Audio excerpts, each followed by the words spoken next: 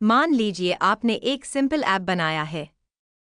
शुरुआत में सिर्फ 10 यूजर्स हैं और सब कुछ बढ़िया चल रहा है। अचानक आपका ऐप वायरल हो जाता है।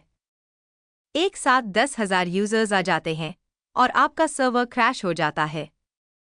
अब आप सोचेंगे कि कोड को फास्ट कर देते हैं, लेकिन सिर्फ स्पीड बढ़ाना काफी नहीं है। एक बहुत कॉमन मिसकंसेप्शन है कि परफॉर्मेंस और स्केलेबिलिटी सेम चीजें हैं।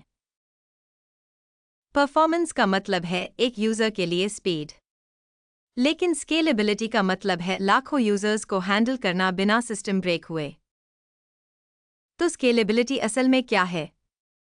ये सिस्टम की वो एबिलिटी है जिससे वो बढ़ते हुए लोड को आसानी से मैनेज कर सके।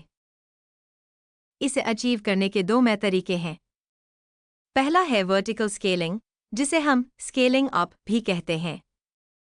वर्टिकल स्केलिंग मतलब अपने एग्जिस्टिंग सर्वर में और ज़्यादा रैम या एक बड़ा सीपीयू लगा देना।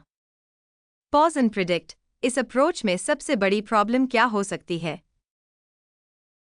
प्रॉब्लम यह है कि हार्डवेयर की एक फिजिकल लिमिट होती है। आप दुनिया का सबसे बड़ा कंप्यूटर खरीद सकते हैं, पर उससे बड़ा नहीं।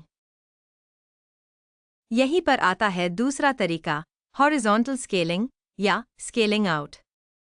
इसमें हम एक जायंट कंप्यूटर बनाने के बजाय बहुत सारे छोटे और सस्ते सर्वर्स को एक साथ जोड़ देते हैं।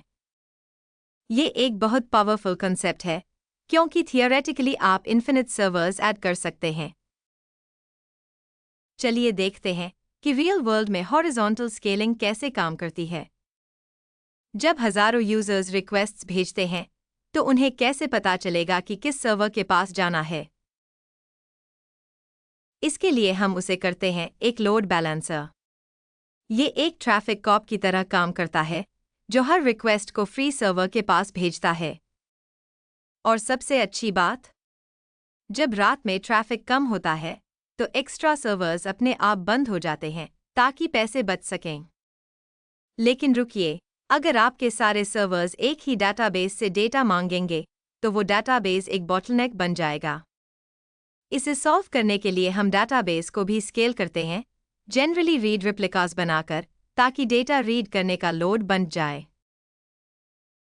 तो रीकैप करें, वर्टिकल स्केलिंग मतलब अपनी मशीन को अपग्रेड करना, और हॉरिजॉन्टल स्केलिंग मतलब और मशीन्स ऐड करना। ट्रू स्केलेबिलिटी का मतलब है कि आपका सिस्टम स्मूथली ग्रो कर सके, चाहे दुनिया कितनी भी बड़ी क्यों ना हो जाए।